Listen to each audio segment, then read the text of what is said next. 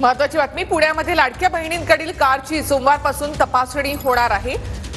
लाडकी बहीण योजनेचा लाभ घेतलेल्या महिलांकडे 4 चाकी गाड्या आहेत का याची सोमवारपासून तपासणी होणार आहे। घरी 4 चाकी गाडी आढळल्यास योजनेमधून नाव वगळण्यात येईल। यावर रोहित पवारांनी मात्र टीका केली आहे। सरकारमधील नेत्यांनी केवळ सत्तेमध्ये येण्यासाठी लाडक्या बहिणींच्या मतांचा वापर केला असं रोहित पवारांनी म्हटलंय।